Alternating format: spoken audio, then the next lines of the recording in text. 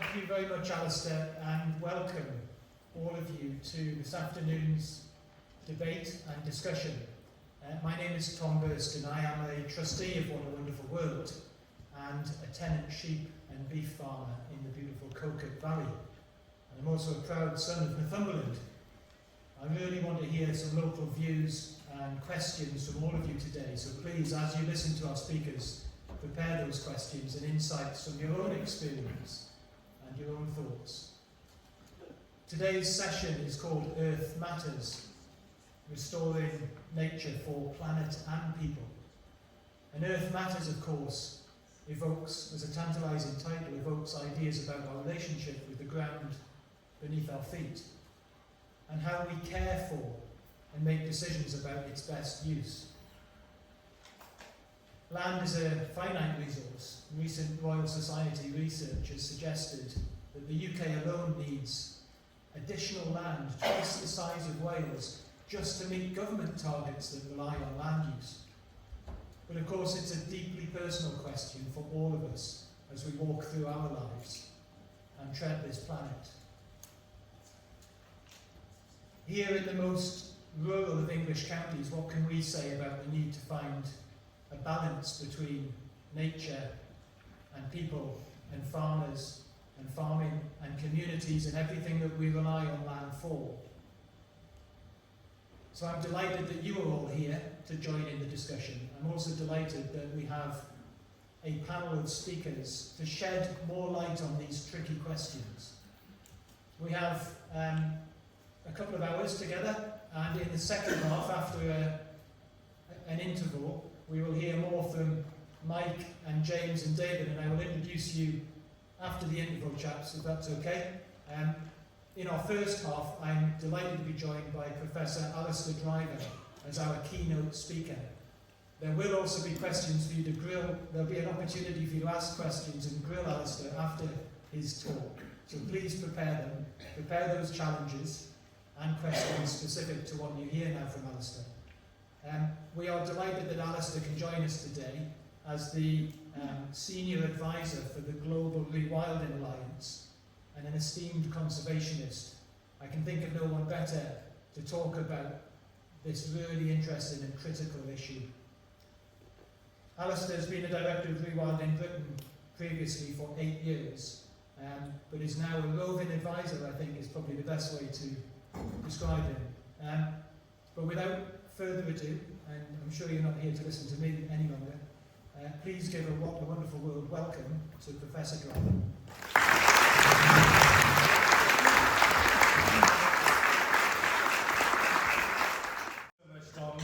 Good afternoon, everybody. A real pleasure to be here. I'm going to give you a whistle-stop tour through the world that I've been in for the last 10 years or so, the world of rewilding. I just looked at the paperwork and realised I completely ignored the title that they gave me. Sorry about that, Chris. And I just gone for Born to Rewild, because there's a personal story in this as well for me. And this is now, for me, a mission, really, to try and ensure that I can help, what time I've got left, I can help this country move towards a better balance between nature and people. And I hope in the next 30-40 minutes to explain to you how I think that's possible and why. First of all, a little bit about my background. So very much brought up as a feral child in the Cotswolds, in the middle of nowhere in a 14th century cottage, under the beechwoods, surrounded by elm trees and cider apple orchards, all of which are gone now, unfortunately. But very lucky to be brought up by a naturalist father, good old-fashioned country naturalist. Taught me to collect insects. I've still got the pinned collection in my lounge at home. Taught me to collect birds' eggs, and obviously be very careful about how many you took and when you took them. All of those things we don't need to do anymore, of course. We have digital photography and apps and everything, so thankfully we don't need to do that. But that's how I learned, and I'm very grateful for that opportunity. I come from a gamekeeping and country background and spent a lot of time helping out on local farms, etc. And and also I should say that I also spent every holiday of my youth on Bardsey Island off the Theleme Peninsula. Never went anywhere else. Never stayed in a hotel, never got on a plane or a ship. Just a tiny boat to get to Bardsey, to stay there every summer, Whitsun, Easter of every year, surrounded by nature yet again in a completely different environment. Marine environment, surrounded by Risso's dolphins and Manxia waters. Incredible place. My heart lies in that place. And that is a sketch done by a chap called David Bygott of our lounge when he came to stay with us. And you can tell straight away what it was like having a naturalist father with bits of animals hanging from the ceiling, birds, and crabs on the fireplace. You know, it was just a great childhood to learn about nature. Then, of course, I had to go off to university. Fortunately, managed to get a degree in ecology at the time when there was only one course in the country, Lancaster University in the 1970s. And then the challenge of finding a job. You know, there weren't jobs in conservation unless you had a PhD and several years of experience behind you. But I was very fortunate to, after a few years, become the first conservationist working full-time on rivers in this country as the conservation officer for the Thames Water Authority before privatisation in 1983-84. And that became my career. I ended up doing 34 years for the Water Authority, the National Rivers Authority and the Environment Agency, and had the privilege of helping to pioneer river restoration and wetland creation, and these are some of the projects that I worked on and helped to make happen. And it was a great way to actually take that passion and knowledge of the natural environment into a world where you could actually, A, stop bad things from happening by inputting to schemes, big engineering schemes, but more importantly, try and start to put things back. And that's what we were seeking to do with river restoration projects and wetland projects like those you see in those images. So after 34 years, about 10 years ago, I left and I'm looking for a new challenge. And it was really another stroke of luck for me that I then became Director of Rewilding Britain. And that really was the perfect stepping stone, because when I was in the Environment Agency, we were very much focused on sites and projects. And although they got bigger and bigger with time, they were still very localised, and the benefits were still relatively small. Because we were only dealing with a few hundred hectares of land, and I knew that we really needed in this country. We really need to be working at truly at landscape scale if we're going to turn things around. And rewilding is all about that. And the reason I felt that we needed rewilding, because all of those things that I and thousands of others like me, and no doubt many of you in this room have been doing, are brilliant and really fulfilling and delivering for nature, but they are not enough. They are simply not enough. We've got an amazing cohort of supporters of NGOs in this country, environmental NGOs. Nearly up to 8 million, we reckon, are members of environmental charities in this country. And yet we're still going backwards on biodiversity, and we're still failing to match the challenges of climate change mitigation. So clearly there is something else that we need, not instead of traditional conservation, not instead of SSSIs and nature reserves and sustainable farming practices and good planning policies. We need something else, and that something else has to be affordable, because there isn't enough money in the country to pay enough to farmers and enough to NGOs and enough to Natural England. There isn't enough, simply not enough money to carry on at that rate. So we need to find something that's a much bigger scale and more affordable in the long term. And my contention is that that's something extra that we need to be doing is rewilding. And as I say, I'll attempt to justify that to you. So this is the basic premise, okay? What we're doing is not enough. It's great and we must keep doing it, but We've got to try and fill the gap. Why do we need it? Well, I've had the privilege of travelling the length and breadth of the country in my national roles. I was National Head of Conservation for the Environment Agency for 15 years, and I travelled the length and breadth of particularly England and Wales. We didn't cover Scotland, but I visited many sites in Scotland. I've seen and advised on literally thousands of sites, and I see an awful lot of this kind of landscape. And I know, sadly, if you travel through this kind of landscape as an ecologist, you see things through a slightly different eye, unfortunately. You can be a right bore sometimes on a car journey, my wife will tell you that. But the simple truth is that even our national parks in this country are nowhere near as wild and as nature-rich as they could be. We have sons in America, so I go to see the American national parks, and obviously that's the other end of the spectrum, and I know how it gives me inspiration and motivation to want to try and help our national parks move in that direction. So our landscapes in the main are quite heavily degraded, and that's because of at least a couple of hundred years of activity and because of policies, government policies that have driven that. And we've also suffered from shifting baseline syndrome. So not only are our habitats and our landscapes quite heavily degraded in the main, but we've forgotten the sheer bioabundance of what we once had. And these stats, I show these not to have a go at gamekeepers, but to demonstrate the sheer numbers of predators that existed in the countryside a couple of hundred years ago. This is gamekeeper kills over a 3-year period on a Scottish estate. And you look at those numbers there of predators that were controlled. 100 of this, 70 of that, 80 of that. These are way beyond anything that we've got these days. And it demonstrates just how much bioabundance there must have been at the base of the food pyramid to support those numbers of predators at the top of the food pyramid. You needed trillions of things at the bottom to underpin that food chain. And we've forgotten that. And even in my lifetime, we've forgotten it.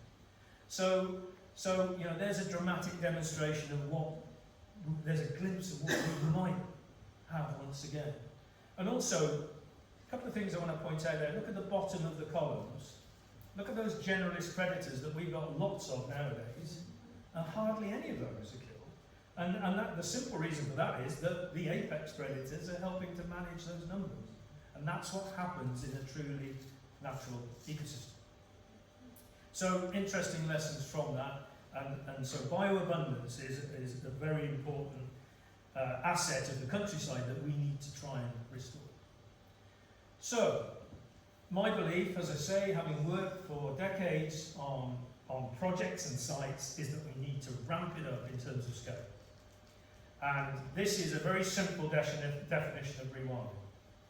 Large-scale restoration to the point where nature is allowed to take care of itself. Now, it's not necessarily possible to get to that point where nature is allowed to take care of itself in such a densely populated country. I accept that. But we need to remember that we're on a spectrum of rewilding, and we can make progress in that direction. Rewilding is a present participle. So it's very important that as we embark on a journey and where we decide to rewild, that we remember these principles. That people are absolutely essential part of this. Homo sapiens is a species that belongs in the natural environment just as much as an osprey or a hornet moth or a great crested newt. We belong here. The question is, can we belong here without impacting detrimentally on everything else? And the answer to that is yes, we can. We know what to do. We know how to do it. We can if we want to, if we truly want to. So people are fundamental. It's not about land abandonment. It's not about kicking people out. If you thought that, you can put that to one side. It's not happening. Size matters, yes. The bigger the scale you operate at, the more likely it is you can move further up that spectrum of hands-off, nature taking care of itself. We'll come back to that. You always think natural processes, what would nature do? Accepting, of course, that we have a role. We are an apex predator, so we've got to eat. So we're going to be doing something. And what we, the question is, can we confine what we do to a natural process as opposed to an unnatural? Marathon and sprint start, that's all about longevity. You've got to be in, landowners have to be in it for life, basically, and beyond. And very importantly, rewilding is not about turning the clock back. It's about creating and restoring a landscape that is fit for the future. Fit for future populations of humans, fit for future climate change, sea level rise, etc. So we always encourage landowners to think about, okay, what is it going to be like in roughly 10, 15, 20 years time? Will that be able to cope better with, say, rising temperatures, rising sea levels, hotter, drier summers, maybe colder, wetter winter? So that is another essential aspect. But the spectrum is really important, and this is a bit I want to emphasise now. I'm now more involved internationally in my global rewilding world, but in this country, virtually all of our rewilding projects are only halfway up the spectrum. We don't have wolves and bears and lynx, so we don't have a whole suite of apex predators.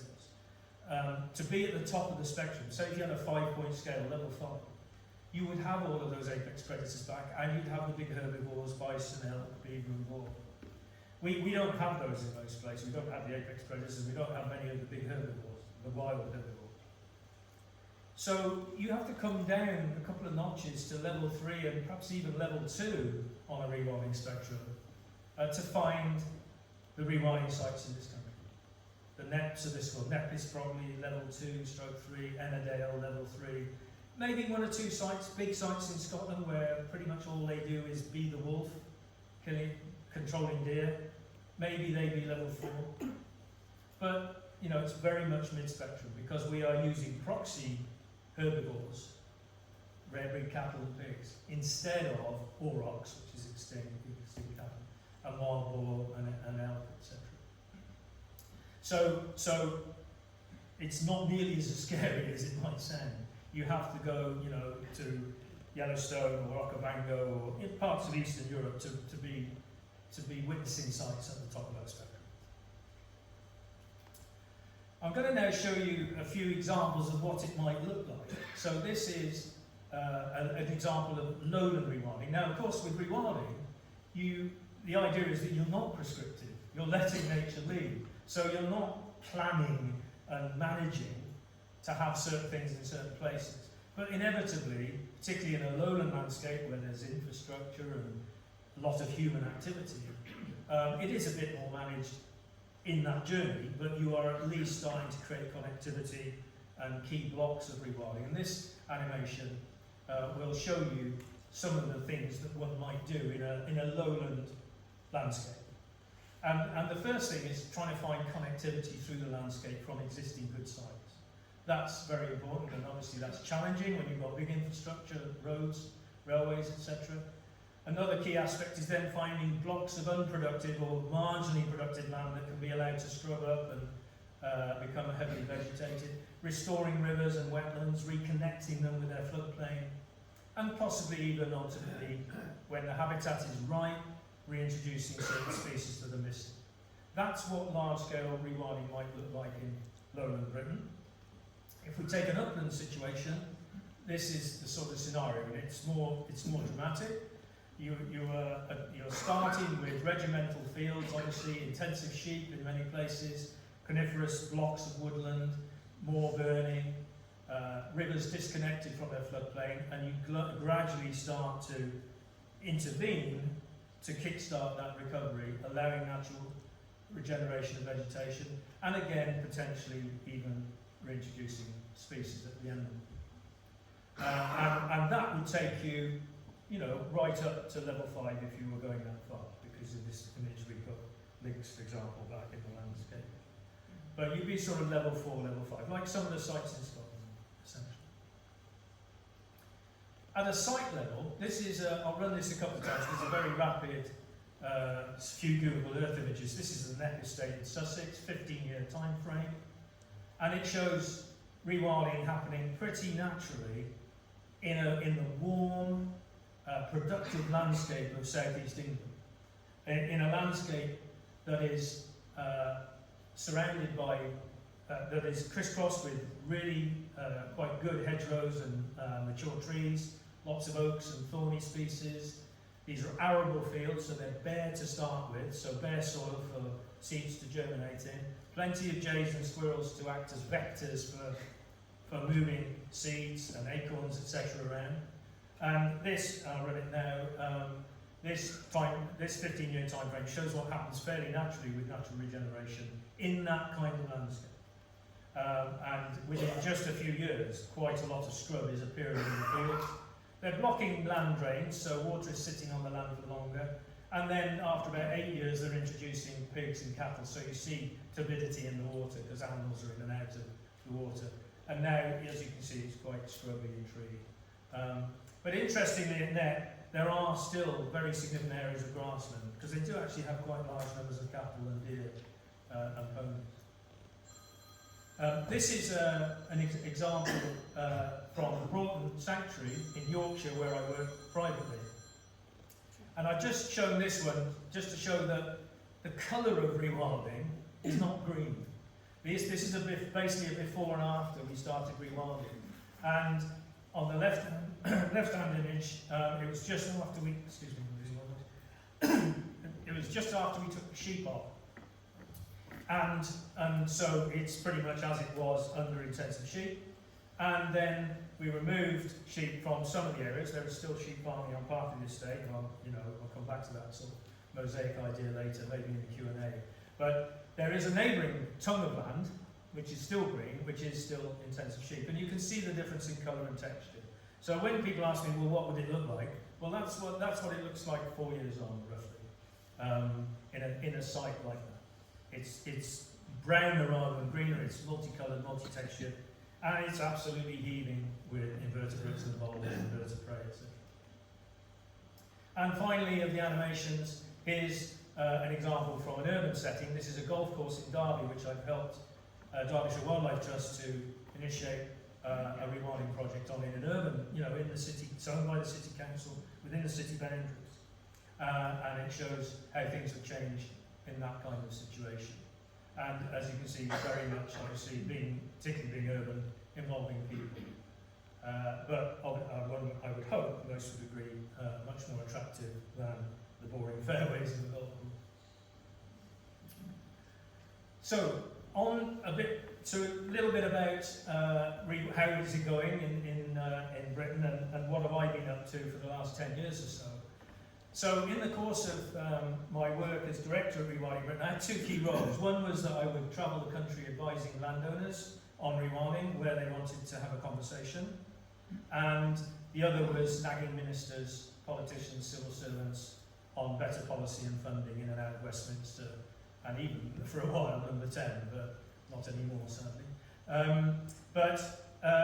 What we did in that time was establish a national rewilding network. There are now over 1,000 landowning members on that network. And there are flagship sites which have case studies on the Rewilding Britain website, which you can check out if you want to see which ones are near you. There are a lot more besides, by the way, now. There are many more that are not shown on the map. It's hard to keep up with it, to be honest, at the moment. And also what we did was we helped local networks, county-scale networks, to become established. And there are over 20 of those now in existence. Now, I'm going to, in the course of visiting these sites, advising the landowners, I collected a lot of data and information. And there's a few myths that I now use, I now bust using that information wherever I can. And obviously I expect some challenging questions on these issues. It makes for a good conversation. But I want to just quickly emphasise a few things, if I may, that come out of this data gathering. And the first one is the food question. So it's really important to be aware that at the moment in this country there is less than 2% of the country that is rewilding, and virtually all of that 2% is in Scotland.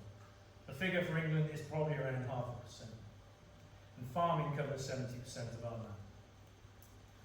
land. The second most important point that I probably want to emphasise here is that, and it's in Dimbleby's food strategy produced for government a few years ago, that 20% of our countryside produces 3% of our calories.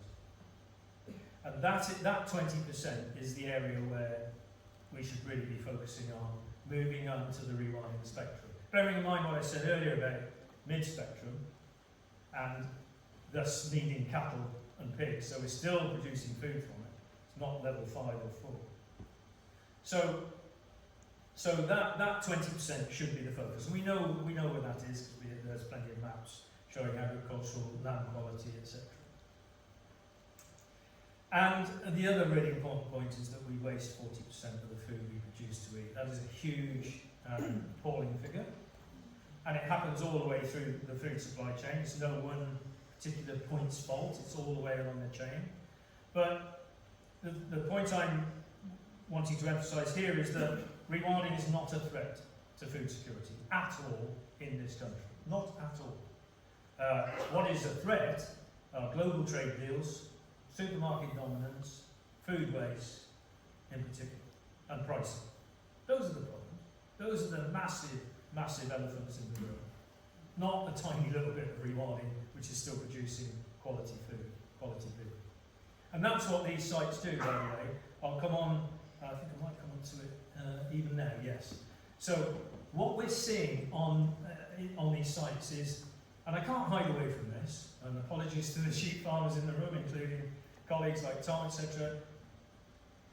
The switch that you're seeing on rewilding sites is often, not always, but most often, a switch away from large numbers of sheep for prolonged periods to small numbers of cattle roaming over big areas, sometimes with a few sheep, sometimes with pigs, sometimes with ponies.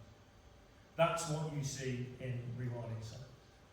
Now, the cattle numbers are very low, as you can see the figure there, 7 cattle per 100 hectares on average, still very low density. And it's the sheep that take the hit. But at the moment, so far, these rewilding sites are managing to not only survive, but actually prosper under that situation.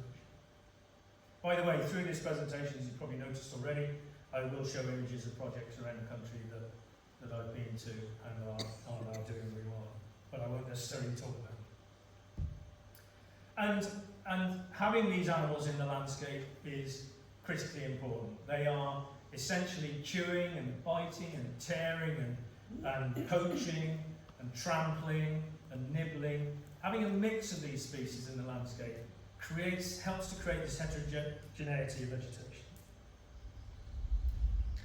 Those are examples of longhorn cattle from Net, Tamworth pigs at Net. Again, rootling, turning the soil over, creating opportunities for wildflower seeds to see daylight once again. Natural organic enrichment. The one key rule for all these projects is no chemicals and no fertilisers, etc. There are certain welfare standards that have to be met, so bare minimum welfare standards. But I have to say, in every site I've been to, the livestock are incredibly healthy. They are the fittest, fattest, finest animals you can wish to see. Here at Net, they're actually not only rootling for mussels in water, but even diving. If you've seen the film Wilding, there is fantastic footage of pigs diving like hippos to pick swan mussels off the bottom of the lake. Behaving naturally. Here, creating, hopefully, habitat for plants that then become seed sources for turtle doves, for example. So these animals have a key role to play. This is a quick breakdown of kind of land ownership, and you might think, oh, the rewilding is just just in the domain of the rich private landowner. Not at all. The percentage is about a quarter of the rewilding sites by area are private estates, and actually about a quarter of British countryside is private estate, so it's proportional. The group there that should be doing more, far more in my opinion, are the government bodies. MOD, Crown Estate, Duchy of Cornwall, Forestry Commission, they should all be doing a lot more.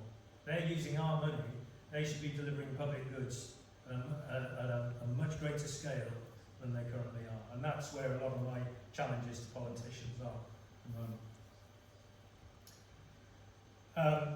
SSI designation is not a major barrier, in case anyone's wondering. You know, some farmers and landowners will say, yeah, but I won't be able to do that because it's SSI. Well, no, there's always ways of being sensible and finding a common sense middle position. I haven't noticed at all that it's stopping us from progressing on rewilding, and over half the sites are SSI anyway. And the other thing is, you know, there's two types of rewilding really. There's passive rewilding, where you kind of just leave it, walk away, and active rewilding, where you intervene. And virtually all the sites in Britain involve active intervention. Very few are just left behind a fence. And that's often, if they are, it's probably by default. They just happen to have been like that for decades and have become wild because ownership management has just ceased for whatever reason. But the vast majority of sites are managed and managed to start with through intervention. And these are examples of some of the key interventions that sites carry out based on my stats. And one of the interventions is species reintroduction. Just one of many. And interestingly, in my analysis of who's doing what on species reintroduction, you won't see wolf and bear and lynx in that list at all. You'll see dozens, over 60 other species, but most of them fairly innocuous: butterflies, reptiles, amphibians, etc. Beaver obviously very popular because of the amazing habitat they create for a wide range of other species. But most of these species reintroductions are relatively uncontroversial. These less so. And people will ask me, oh, you know, will we get wolves back? I don't see us getting wolves back in my lifetime into the wild. I can see us having mega enclosures in Scotland where they might be allowed to roam. But I don't see that happening. Bear, I don't see happening. Lynx, definitely. We will see lynx sooner or later. Very shy, secretive species. As long as you have the right farming, stewardship, funding mechanisms in place, and I know that's a big if at the moment because things are going backwards on stewardship in England with government at the moment in terms of funding. But it's not beyond the wit of man to do this if we want to do it. But you've got to have the right arrangements in place so that farmers are prepared to accept an occasional sheep kill or chicken kill, etc. But generally speaking, Eurasian lynx is a very shy, secretive species that you'll never see, never encounter. Beavers, definitely, and at last, earlier this year, I've been involved. Honestly, I was first consulted on beaver introduction in 1987, and it's taken decades to get to the point where the government will sanction releases to the wild. There aren't many being sanctioned at the moment, but at least we have one or two. In the meantime, there are enclosures out there that help people learn more about what beavers can and can't do in the environment and how to deal with damaging activities that they might carry out. But I always describe beavers as 90% good and 10% bad, from a selfish human point of view, by the way, of course. 10% bad from a human point of view. And that 10% bad is easy to deal with. We know enough about how to deal with it. We have a perfectly well worked through strategies, management strategy. I won't dwell on this, but that pie chart on the left shows you the rather strange situation we're in, where you can have more than half your biomass and not an invasive non-native species like the pheasant, in the countryside without any requirement to license releases of something like 50 million birds to the wild, whereas you have to go through massive hoops to get a license to release one beaver. That's the irony of the situation, and a cartoon that kind of emphasises that particular irony. Benefits of rewilding, well, I won't dwell on the biodiversity. I hope they're obvious. You must by now know the next story. Many of you must have surely seen sites like Ken Hill Estate, which is shown on the Spring Watches, Autumn Watches, Ennerdale, Haweswater, sites like that. And I see it all the time. I'm in no doubt that mainly bioabundance, but also biodiversity increases significantly on these sites. And there's lots of evidence on ecosystem service benefits emerging from these projects. It's not very well coordinated, and that is an area which I know Rewilding Brits are trying to work on. They're trying to develop a monitoring framework for rewilding sites around the country, so they're reporting in a more and gathering in a more consistent way. But nevertheless, there's plenty of evidence out there about reduced flood risk, better water quality, better carbon sequestration, increased access and educational opportunities, etc. But this is probably the most important stat of all. This is the one, if I've got 2 minutes in a lift with a politician, this is the one that I'm going to tell them about. Because I collect the data on jobs and volunteer engagement on all these sites, and we can now show more than doubling of jobs on rewilding sites compared with traditional farming. By traditional, I usually mean intensive sheep, beforehand. And that's not surprising because it involves diversification of income sources and diversification of livestock as well. And so we're starting to see this whole suite of new jobs starting to appear. People say, well, what are these jobs? Well, one example is stockmanship. You still need somebody who knows what they're talking about to deal with the animals, the livestock, which are semi-wild, but they still have to be looked after. You know, there's welfare standards to be met. They have to be checked every day. And what we're seeing is a hybrid stockman come ecologist come nature tour guide starting to appear. That is a role that I'm seeing on quite a lot of sites.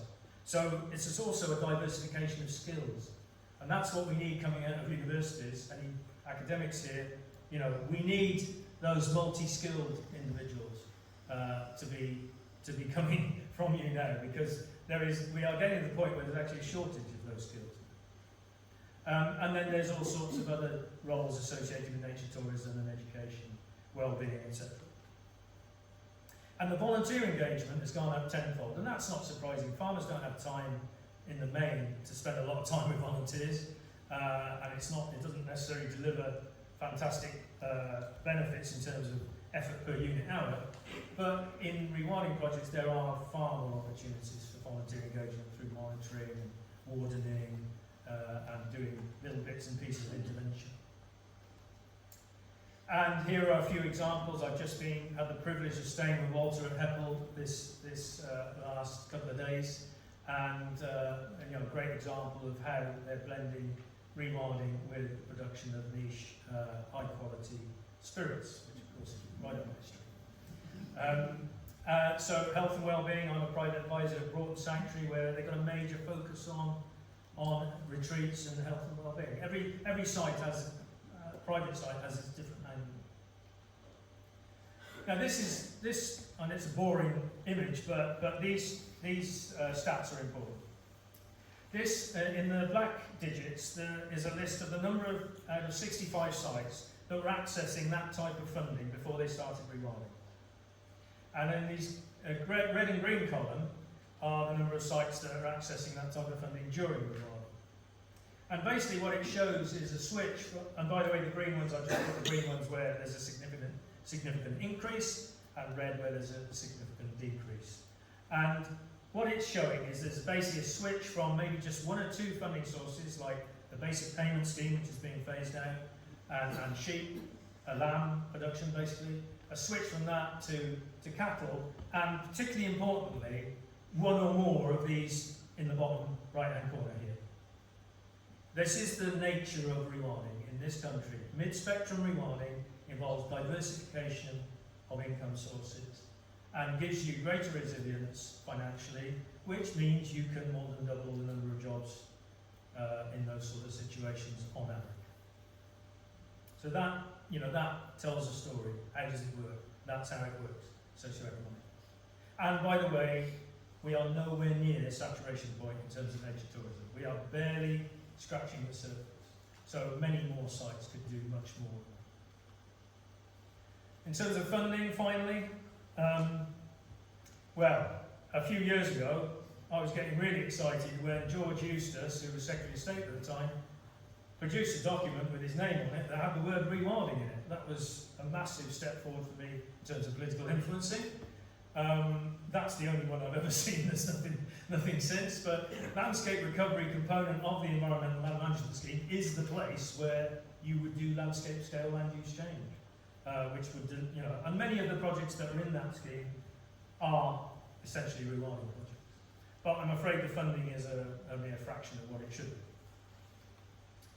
So there are many other funding sources that are either available or are becoming available. I won't dwell on the details here. If there are any specific questions about them, I'm happy to take them. But the one that is tantalisingly close is this private and corporate finance. I'm dealing with several projects now which might be accessing big finance from companies who want to buy into projects that are flagship projects, to be, so that they can demonstrate that they are supporting, in a way, sort of generically offsetting their global footprint. And of course, it's in the interest of insurance companies and pension funds to be investing in a more resilient, nature-rich landscape, because it will mean if we have a better balance, then their costs will be reduced in the long term. So it's sensible for them to think about this, but at the moment, we're in this period where they're not quite brave, a lot of companies are not quite brave enough to be making that step. And maybe it needs a bit more government incentive in terms of tax breaks or something. I'm not an expert, but some kind of incentive to make it happen. And just to finish with this, one of the highlights of my recent rewilding career is being the technical advisor for the team that won Best in Show and Gold Medal at Chelsea, RHS Chelsea in 2022. An amazing experience, truly amazing experience. Never seen so many people in one place in all my life. And it serves to remind us that, okay, I've been talking about large scale, that's what I'm focusing on, but we can all do our little bit in our gardens, and it's great to see wildlife gardening display just outside, which I hope you'll visit during interval, because this was just a tiny piece of concrete, and you can see what it looked like when I visited before we finished the job off. Tiny piece of concrete at Chelsea, which we turned into a beaver haven, and upset Monty Don in a big way, and walked away with the trophy. But we can all do a little bit. And I've only got a tiny garden where I live, very small garden, not much bigger than this stage, to be honest. And I've got a wildlife pond, and the stuff that comes to that pond, you will not believe, So if you're going to do one thing, that would be my message, one thing to contribute to a better rewilding world, it would be create a little wildlife area with a pond in it in your garden. Thank you.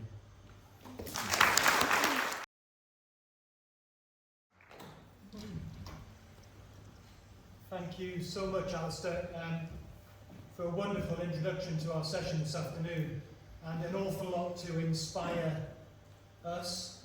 Obviously, one of the main hopes and ambitions of trustees for What a Wonderful World is that people leave this festival with hope for the future and with some inspiration to go and do things themselves. So wildlife gardens will be popping up all around Northumberland, I'm sure, as a result. But now, of course, as chairman, I perhaps have the privilege of asking the first question, but if those of you in the audience who do have questions, we've got a couple of roving mics, Chris and Mac, will be coming to you to find your questions. So I'll be looking for hands up in the air, and I'll just ask you to join in. Perhaps the first question from me as a sheep farmer, Alastair. You and I have met for the first time today. I'm sure if we spend more time together, we could be great friends. But especially in the pub. You present a challenge, of course, to, if I might be so bold, to my livelihood anyway. And I recognise some of the landscapes that you put on the screen as sort of devoid of nature. And if you were to read Henry Dimbleby's report in detail, I suspect the North Northumberland hills are some of the 20% that produce 3% of the calories. How do we, and yet of course I'm looking for Alastair in the audience, the Northumbrian hills have been a source of culture and inspiration and livelihoods and hope and space for mental health and good mental health and bad actually, for generations. If that space was to be rewilded, that causes an awful lot of emotions to come up, and people feel very strongly about the ideas that we've talked about today. How have you found it the best ways to overcome some of the polarisation that comes into this debate very quickly?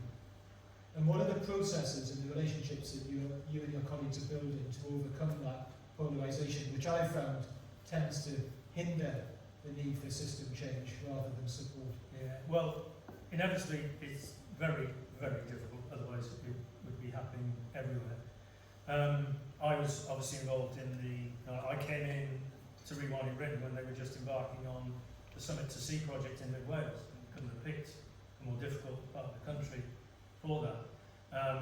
And actually had to we had to walk away from that because it was too difficult, and I wouldn't have personally started there in myself. The first thing to say is that it cannot be imposed on people. It has to be through a just transition that involves partnership. That's tricky if you wanted to suddenly go from 0.5% to 20% in a very short time. But this, for me, that 20%, say we did rewild 20% of the country. That should be a 2050 target, not 2030 target. 30 by 30 is far too short term, because it's going to take whole generations and more to make this just transition. So that's the first thing to say. It should not be imposed, and it's got to be a very long game. It's got to come with proper government support. And let's be honest, in most cases, Tom, in my experience, if there was enough government incentive financially to make the change, it would happen. But unfortunately, government cannot think beyond 2 or 3 years, and they won't look at the 2050 plan at all. And so basically our system of government is broken when it comes to needing to deliver this. Now, the example I'd like to give, I'd love to see more examples like Heppel, where I met with the tenants at the same time as meeting the landowner. It was his idea to bring them in at that first meeting. It doesn't happen very often. And those tenants were on the journey together. Now, I don't know whether it's perfect or not, but as far as I know, they are safe, secure for life. They are actively involved in managing the stock that are there now. They're not so many sheep, cattle, ponies, etc., doing other work on the site, and they've got a quality of life back. So there are times and places when it can be done, but the main thing is to pick those places where the opportunities arise spontaneously, where maybe, and I see this a lot, farmers retiring with no succession. I work privately at Broughton, which I mentioned in Skipton. We've got 2 farmers out of 5 who are just retiring this year with no succession. So there's an opportunity to bring in a different farmer. It's actually Neil Heseltine, who some of you might know.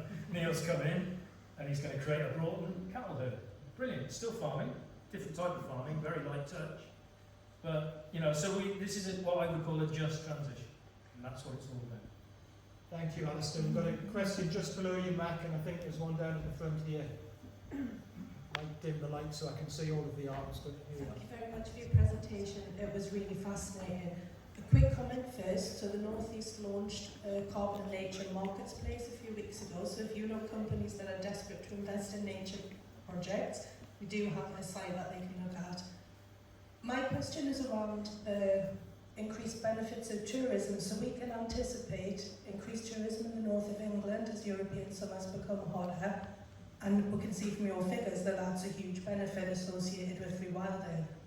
How can we make those benefits more equal across society? So we have a lot of issues in terms of who can and can't access benefits of nature and the mental and physical well-being impacts that can have. So it would be great to hear some comments on that, please. Yeah, that is a very important point, and it's one that I'm often challenging private estates to work harder at. So it's relatively easy for a private landowner to do up a cottage, make it look really smart in a beautiful landscape with rewilding all around you, and charge 300 or 400 quid a night. I see that. But we need something else as well. You need cheap, affordable B&Bs, or opportunities for camping and relatively cheap glamping as well. So it It does need planning authorities to come on board with this. You know, we have to get more people out into the countryside. You know, it has to be in a managed way, of course. Managed. I'm not an open access advocate. I'm a managed access advocate. But if we continue to detach people from nature, then the situation's going to get worse. We're going to value nature less and less. So we have to find ways of getting people out there in a managed way, and affordable accommodation for me is the number one way. You then have to back it up, and this is indeed what rewilding projects do. Because they draw in expert volunteers, people get magnetised towards these projects because they become flagships. They draw in expert volunteers who then can show people around. They're happy to go do moth trapping or pond dipping or whatever, and demonstrate the wildlife to people, birdsong courses, etc. So once you've created this asset they can use and afford, you then enhance the experience further through education. That's the way to go for me. Thank you. Very, very good question. But one just down in the front, and then I think Matt will come back up to you. But keep your hands coming up so I can see where the... Hello. Thank you so much for that presentation. Just excellent. I have a very specific botanical question, and it relates to our fine fells here, Cheviot East. How do we roll back the very quiet invasion that the linear grass has dominated over that landscape? Taking off the sheep is not going to allow all that rich diversity of previous species to come back. So how does that happen? Yeah, I mean, of course they're facing that challenge on Dartmoor and indeed in Mid Wales. For me, it's about immediately starting to switch to other forms of grazing and herbivory. So definitely a mix, and that doesn't mean getting rid of all the sheep in that sort of situation. It may even involve more drastic measures. You know, for example, extensive planting in the right kind of places, etc. I'd say I'm not an expert on the linear grasslands, but I'm aware of the challenge. But it requires an immediate change to other mixed herbivory, big animals, maybe even bison one day. If that's what it takes to restore natural functioning plant communities, then so be it. You know, I'm not averse to intervention that is more like conservation management, if you like, to kickstart that recovery. Really difficult though, I accept that. It's a monoculture. Yeah, I know, I've seen plenty of it. Thank you for your question. There's one at the back there, gentleman with the microphone, and then we're coming in the middle. What is your view on integrating renewable power generation, whether wind or solar, with rewilding projects? Yes. Tricky one. I mean, I'm all for green energy, of course, but you cannot, for example, have solar panels in a rewilding site and call it a rewilding site, because natural regeneration has to be a given for rewilding. That is a given. You have to be allowing vegetation to naturally regenerate, and you can't tolerate scrub and trees appearing underneath solar panels. So, in those specific parts of a rewilding location, that's not rewilding. That's okay, that's green energy, you've got your reasons for it. Wind turbines, yes, there are wind turbines in rewilding sites. Yes, they cause some damage to some species. But generally speaking, personally, I could live with that if the benefits outweigh the disbenefits. So it depends on the type. Hydropower, not a fan of hydropower in streams where it's significantly affecting stream flows for migratory fish, etc. So the answer is it depends. But I'm not anti-green energy in rewilding, but if it's stopping natural processes, then don't call it part of the rewilding site. That's like having a house or something else, an infrastructure on your site. You need it, but it's not rewilding. It's a really good question. We might come back to this issue of how you stack multiple benefits on single pieces of land. We've got a gentleman with a, I think, pink t-shirt, and then there's a lady just two along from the previous question. Hi, thank you for Thank you for a fascinating. Sorry, I've lost sight of the speaker. I'm up here in the middle. Thank you for a fascinating and inspiring talk. About through, you said that if there are any academics in the room, we should be thinking about how we might address the skills shortage or the multiple skills needed in rewilding. Well, I teach environmental history and environmental literature at Northumberland University, and I've got a lot of students who are very keen to work in rewilding. And I should say the one thing that they learned through environmental history is that the one constant in the countryside in this country over the last thousands of years has been change, and that rewilding perhaps might be seen as part of just another phase of the change that we've been seeing for thousands of years.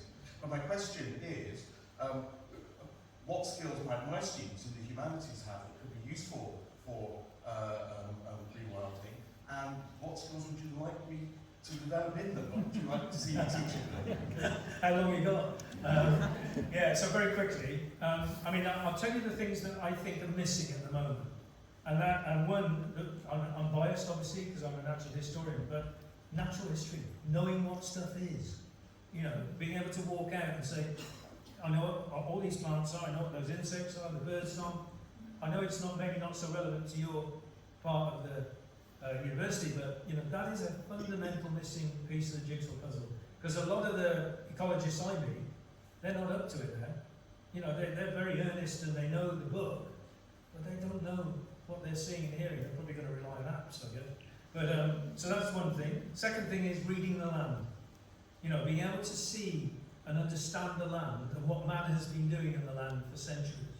And that, it sounds a bit pompous, but you know, I do consider myself to be a land reader. You know, that's what I go out and do, and look and see what, you know, I can tell where drainage has been historically, and where rivers once were, and where hedgerows were, and why they're the shape and size they are. That is such an important element. And probably that means integrating between history, culture, ecology, biology, hydrology, etc. You know, it's those sort of cross-disciplinary. Thank you. Very good question. Look, I've got potentially 3 questions left, and then we might break for an interval. There's a lady at the back with a microphone. So. Thank you. Thank you for an excellent an excellent introduction and discussion. You briefly touched on hydro, and I live in Wooler, and around the turn of the previous century, all of Wooler seemed to operate on water power. There were mills all the way around Wooler. It's on quite a steep hill. The local farms around were powered by water power, and I wondered how you felt about an approach which prevented flood damage, flood prevention, the slowing down of water, the increasing of moss and wet habitats by reducing the flow of water from the hills. I believe it was 2012, there was a massive flood and about 500 sheep were washed from one farm from the Till Valley and were washed up on the beaches at Spittal and outside Berwick.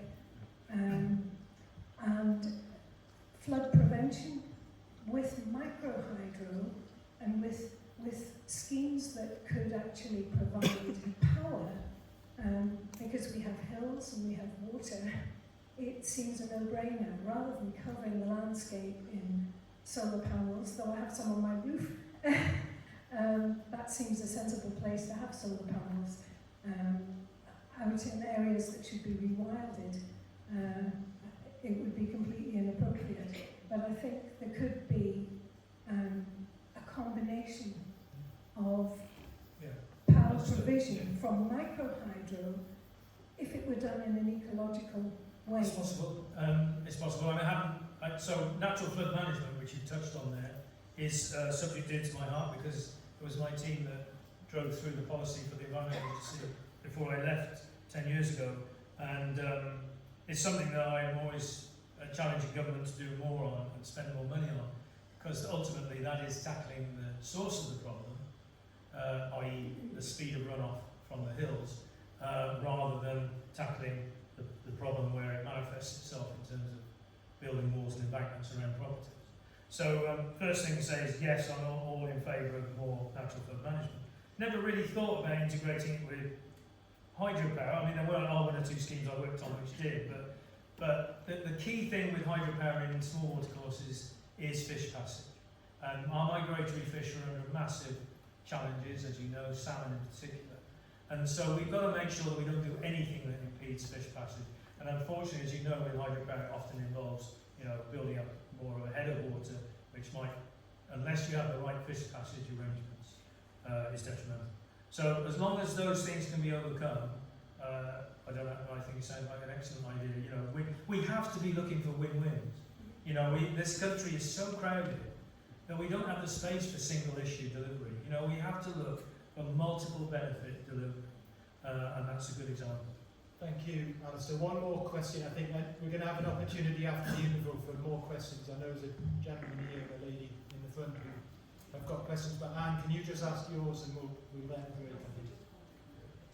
I wondered what you thought about some of the schemes that the government brings forward, like the carbon offsetting.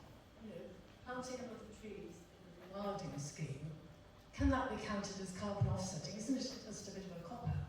And also the new one they're doing in the planning legislation about you can trash one area for building, even if it's good for wildlife, but as long as you put something biodiversity then going somewhere else. Yeah, well, of course there have to be golden rules around. That's the very last option. That is to then trash, as you say, trash the site and find somewhere else. The first option would be to conserve the habitat where it is. If we take the Carmen scheme, I don't have a problem with it as long as it's not exploited. And what I don't like is when you see sometimes large Sitka, non-native Sitka plantations being described as rewilding projects. They're absolutely not. They're a very antithesis of rewilding projects. So I don't have a problem with carbon. I'll be honest and say the Broughton Sanctuary site, we planted 330,000 trees as a government-funded programme, and then we were allowed to sell the carbon from those trees. That's great. I'm all in favour of it because we are now using all the money from selling that carbon to deliver access and engagement and more habitats and wildflower seeding. So as long as there's good use of the finance, then I'm all for it. But it's all about the rules. And when we come to BNG, I'm afraid it's so complicated at the moment. I am involved in discussions about it, but I'm not really seeing it where it's delivering yet significant benefit. I hope it will, but it's early days. Thank you, Anne and Alastair. An interesting question about the financialisation of nature that might be unpicked in the second half a bit more. But I'm televote timekeeping, Chris.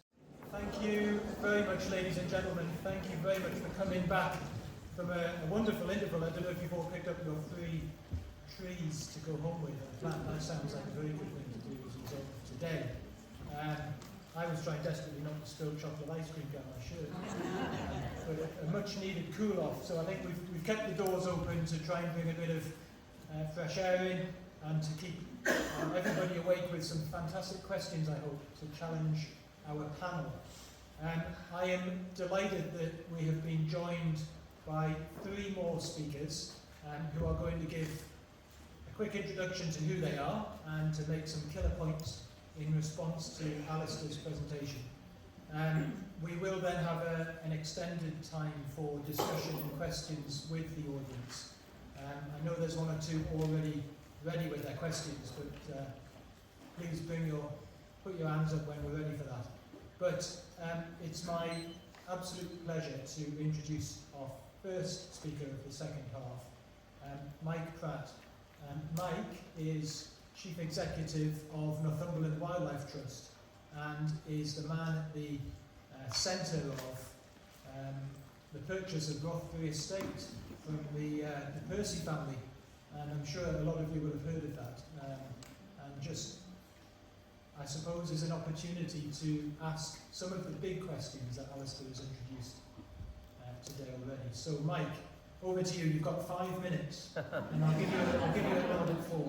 Okay. Yeah. No. Thanks everyone, and very excited just to be here to be able to talk and really follow on from Alastair. We were staying at Heppel last night, so we have been talking wilding, rewilding and nature for like 24 hours non-stop, otherwise, other than the time when we're actually asleep. Have we got the microphone on for Mike? All right. Is the mic not working? Yeah? Are we there? Yeah. There we go. Just Get give me really a wave close if to it. that's- Is that okay? Yeah. So on the rewilding front of it, Sorry, Mike, right. I'm not sure we're quite there with the sound yet on the microphone. Yeah. Hello? Are you still there? I can't see anybody. I can see them, but they're not, That not working? signalling.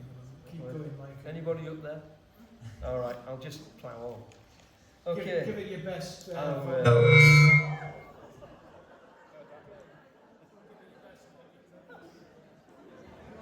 Okay.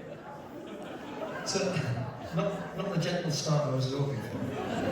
I really am loud now. I sound like a comedian on stage. Right. I really want to spare the first two words I want to mention are nature recovery. I think actually, and I will take a little bit of issue with Alastair on this, in that rewilding in this country is just provocative. A lot of the time it gets in the way of the story.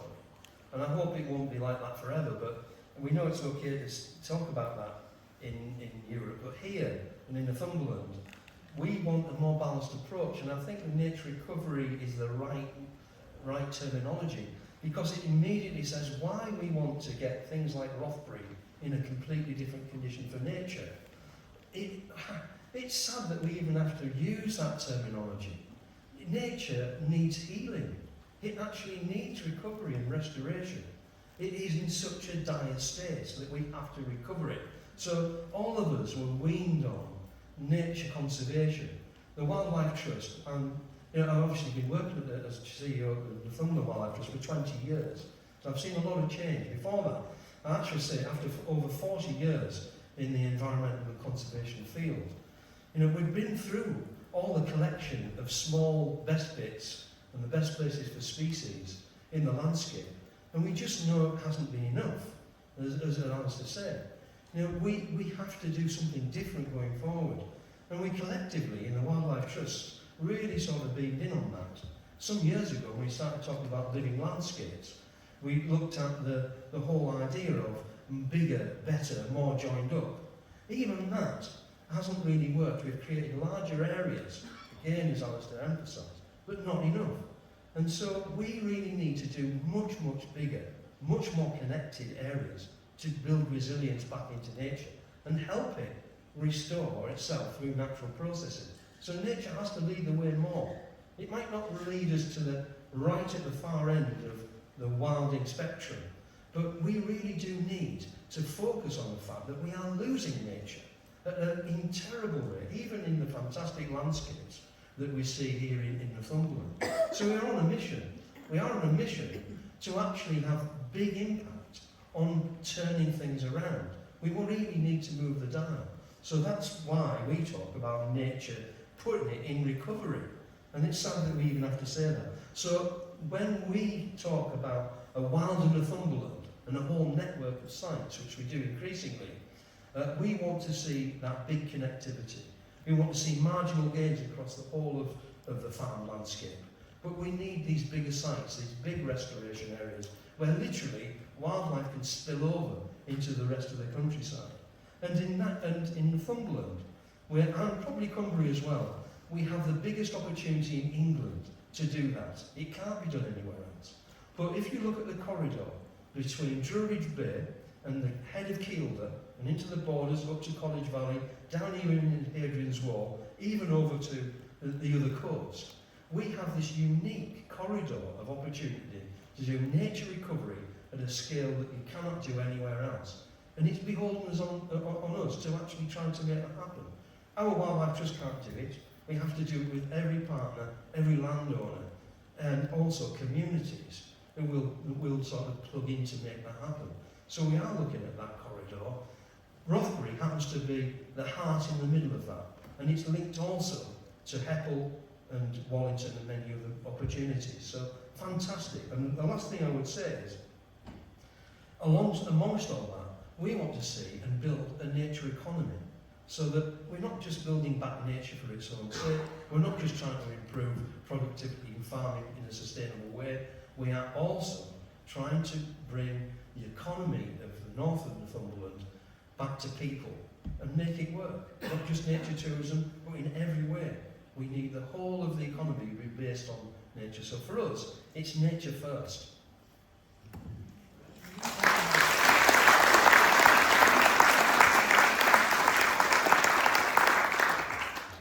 Thank you very much, Mike. May I move on swiftly to our second speaker, James Barber. James is a fellow farmer in North Northumberland, and I believe has sheep on his farm as well, so may provide some perspectives from his experience. But James, maybe you could introduce yourself, and I'll give you a nod if you get to 4.5 minutes.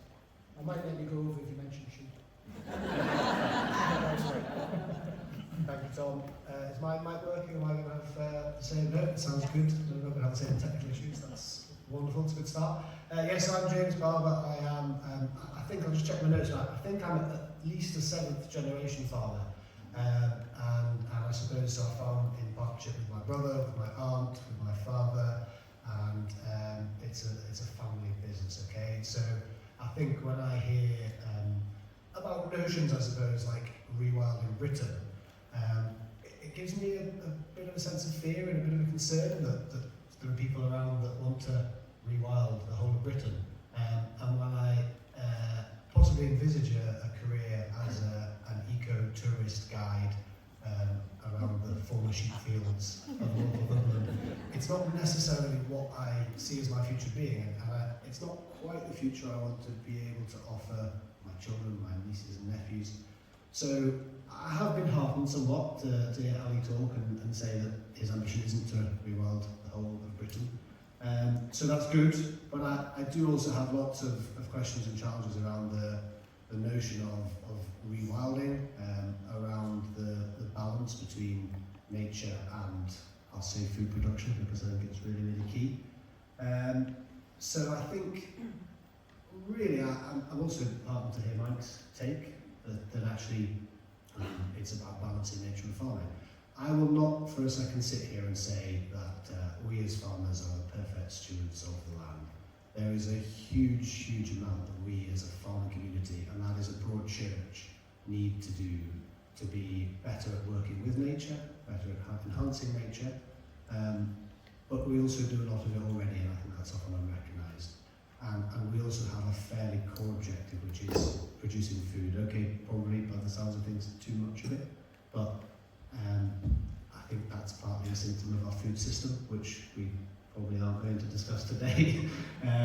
But yeah, I think generally you'll find farmers out there who do actually want to work with nature. They will believe they do work with nature, and some of it's about education, and some of it's about support, and some of it's about making sure that they don't feel that their ways of living are threatened, their livelihoods are threatened.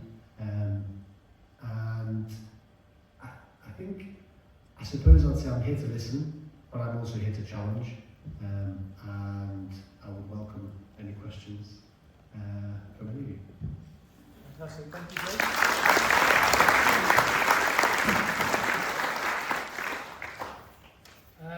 And last but not least, before we hear from you, we're very pleased to be joined by David. I've got the text up as well already. David George from Newcastle University as a leader in precision agronomy and sustainable agricultural production. So over to you, David. Thank you very much. And can you all hear me okay? Yeah, great. I don't know what leader in precision agronomy means either. It's just a fancy title. You can probably tell by my accent, I'm not local. I'm actually from Norfolk originally, and I grew up not from a farming background, but I grew up very much in a rural background. And I was fortunate enough to have an area set aside just over the fence in my back garden, where that field had been left to sort of develop. And I spent most of my childhood growing up playing in there. I also had the dead insect collection in the bedroom. It did a fantastic job of keeping my sister out. That was a good I did then go on to become an entomologist, and I'm now a sort of researcher, lecturer at Newcastle University. Most of the work I do there is farm-based. I actually have an office at Copple Park, which is one of our two main university farm sites, where I spend as much time as possible because they don't charge me to park, and it's £6 a day if I go into town. And I was very impressed when I came here today and got 24 hours of free parking. I was looking for somewhere to put my money, but there was no parking meter. I suppose I've always been interested in ecology. My initial degree, my initial studies were in ecology, but one of my core memories, I suppose, from being a child playing on that set aside, was realising that it wasn't actually producing any food. And this area of set aside was actually grade 1, so lots of very good land in Norfolk, grade 1 agricultural land that really could have produced anything. It was fantastic agricultural land for producing food crops. I would love to say that it's come out and set aside and gone back into food production. It's now a housing estate. And I think certainly one of the challenges that I talk to my students an awful lot about is how we use that land that we have available to us. We've already heard this morning that if we want to meet some of our targets, some of these very ambitious targets, in theory we need to create an area of land twice the size of Wales. That's not going to happen. Within my lifetime, probably where I grew up, playing on the beach and actually cleaning the beach one summer for a summer job, it's unlikely that my house will be there. It will be underwater. And there's not a lot we can do about that. We'll be too far down that climate change journey. So I think we have to be very, very careful when we have discussions around land use about how we can balance what that land needs to provide for us. And certainly not necessarily so much for me, but I have 2 young kids, and what's their future going to look like? What's it going to look like in 50 years for them? What will they be eating? What will a rural landscape look like? Particularly at the moment when we're in I won't have to tell any of you, we're in a particularly unstable and sort of geopolitical landscape where we've had hikes in fertiliser prices in recent years that just went through the roof.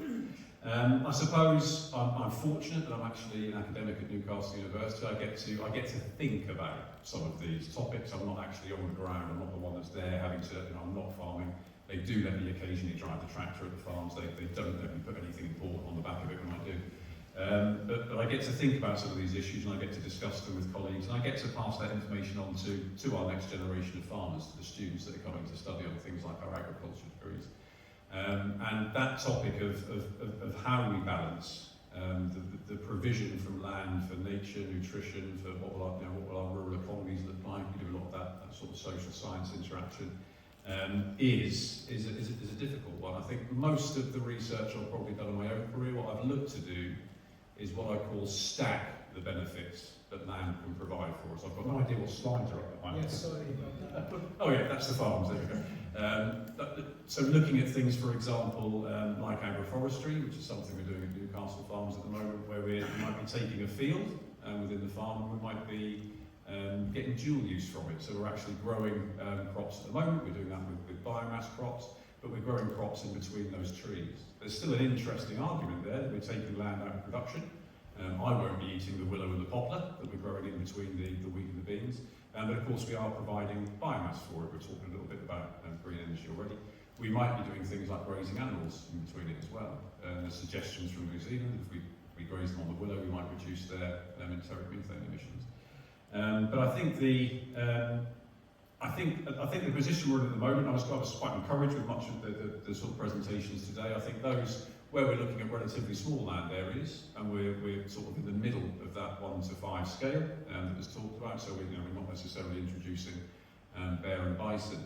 I think that there's lots of scope there to look at how we can stack those benefits, and that's both to the benefit of nature and also to the benefit of farming. If we can build that biodiversity on farms in the right way, we can actually get that biodiversity to deliver for us, to give us production gains. If we're growing a crop that needs to be pollinated and we're doing things like planting flowering field margins that can encourage bees, that's going to have a benefit to the farmer. But we do also have to be a bit careful when we do that, because and again, this is something when I talk to my pure ecology colleagues at the university, that they don't. To them, all biodiversity is good. To me, not all, but there's an element of bad biodiversity. It's that biodiversity. Was that 4 minutes already? Yeah. You can tell I'm a lecturer, can't you? But there's an element of bad biodiversity that we need to be careful that when we're looking at these changes to the landscape, that it's the good that we're encouraging, and we're not leading to things like like potential pest outbreaks, for example, in our crops. I'll stop there. David, thank you.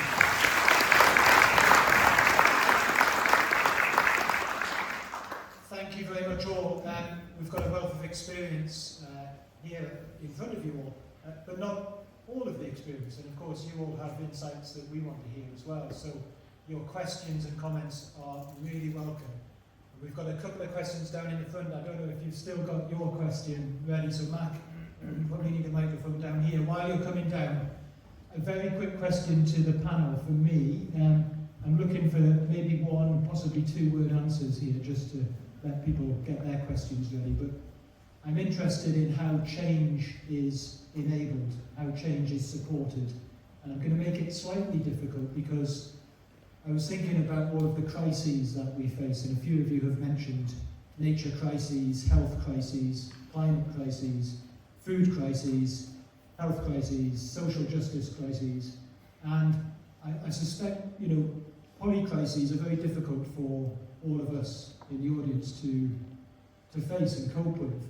But of course it highlights how all of these issues are connected.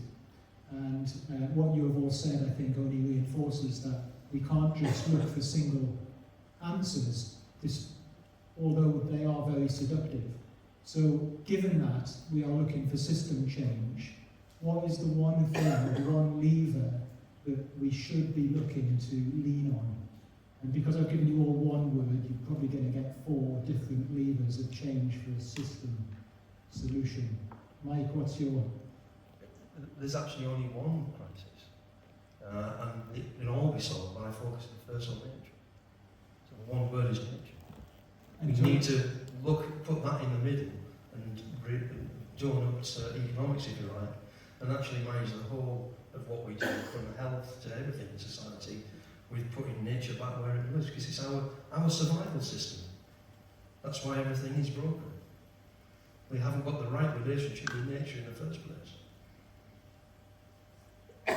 Good avoidance of the question there, Mike. James, a lever of change for a system reboot. I'm going to ignore your one-word rule. I'm going to elaborate slightly, if you'll indulge me. I think that the biggest challenge that we face from a farm perspective is the lack of a clear message. And just to, I suppose, highlight that point would be that we've heard today that I should really have lots more cows on my farm, which is great. However, I spend a lot of time being told by the wider world that cows are killing the planet. So it's very difficult for me to decide whether cows are good or bad, out with my own opinions about cows, which I love. So yes, we need a clear direction. And that's not necessarily from government, but it's as a society. We need to know where we're going and what to do. Thank you. David? Yes, I suppose my one word would be context. And again, it's having been born and raised in Norfolk, and then having moved up to Newcastle, I see a lot of things that would work quite well in one context, perhaps down in where I'm from, near Norwich. Just don't work very well up in Newcastle because we've got very different weather. We've got much heavier clay soil that we're farming in, and some things might work better. But I think that I quite often see ideas being proposed that this is always good or this is always bad. It's a very sort of dichotomous, but that's quite often that misses an awful lot of the nuance in the middle. I think it is that's a lot more word. But I think the sort of way, particularly the way we receive news now, I see it quite a lot with students when they're doing things like writing their reports. It's actually picking up that nuance and that context and understanding that it's not one size fits all. This isn't always right. This isn't always wrong. It depends on the context. Thank you. Alastair? My word is inspiration. It will happen not because of government policy. Governments clearly, as I said earlier, they don't govern in the way that we need for long-term strategy. It will happen because of inspiration delivered by projects and people, particularly private individuals and NGOs on the ground. And we just need to keep on demonstrating that. And I see it already, this inspiration knock-on effect, because lo and behold, as we start to see projects become established and well known, then you get these little satellites appearing around them of the same sort of thing, and people start to join up. Inspiration I'm glad you all took a few more words. Interesting to think about what Mike said, the importance of narrative and framing. Direction and clear direction from James. This idea of perhaps localism, if I might change the sort of idea of context, and inspiration as well. How you change systems is very difficult. But there's a bit of a start for us to think about now in the second half. First question from the audience. Yeah. Hopefully the microphone's working. Is it working? It's working? Yes. The question I had is a bit muddied by what you're saying, but I'll go back to it anyway. I get told by a lot of friends that we will have to be vegetarian, and I share your confusion about quite where we sit with food production and the rewilding model. I'm a really keen advocate of rewilding. I could certainly give up meat eating, but I just wonder if that is the right answer. And actually, in the rewilding scenario, I was curious about what the role of the cattle is. Is it purely getting the ecology right, and they're not a farm product for either meat or dairy? Thank you. I might ask James and Alastair to field this question. We've got another question, I think, coming up there. But James, would you like to respond? I might surprise you all by saying I wouldn't discourage you from being a vegetarian, because we grow lots of vegetables and they're very good for you and nutrient rich. But I think it can become a very narrow argument to say we need to all stop eating meat, when, as you've seen today, actually heavy herbivores are a really important part of ecosystem management, and to say we're just not going to eat them becomes a really, really foolish thing to do. There are lots of other arguments around not eating meat, such as the methane emissions argument, which I won't bore you all to death with all my opinions today, but it's again becomes very flawed. So I think a lot of people say the focus is, well, we just don't eat meat, we don't have animals in the system. And if I'm being really blunt, they don't know what they're talking about, because the system is so much more complicated than that. As I say, we're mixed farmers, and back to my messaging point, we are often told as farmers we need to have less cows, but we're also told we need to use farmyard manure to fertilise our fields. Well, you can probably see the point I'm making. So yeah, I think eating vegetables is a brilliant idea. But I think eating, let's use all the right words. Eating sustainably grown meat or dairy products is a really important part, not only of the food ecosystem, but actually, to Tom's point, of how we live in our societal health. So, which is another long topic which we won't go into. Yeah, I think the message of being vegetarian is very, very short-sighted. Well, we're totally aligned on that, because I'm not a vegetarian, I'm an omnivore. Omnivory for human beings is a natural process. So I'm all in favour of us eating good quality meat. And yes, of course, we do need to be harvesting these animals that are used in conservation and nature-friendly farming and rewilding projects. We should be. We're an apex predator. That's what we do naturally. So it's all about eating high quality, good quality meat, not eating crap, which we unfortunately eat a lot of these days. In terms of their impact, and I can, your dilemma, you do not need to worry about cattle and their impact on greenhouse gases when you're talking about the numbers of cattle per unit area that we're talking about in nature-friendly farming projects and rewilding projects. Nowhere near the levels where the amount of methane exceeds the carbon sequestration benefits of having herbivory in that landscape. And there are stats, I won't bore you with them now, but there are stats from NET that show clearly there's a significant amount of extra carbon sequestration with light touch extensive herbivory in that landscape compared with not. I should probably answer this as probably the only vegetarian on the panel.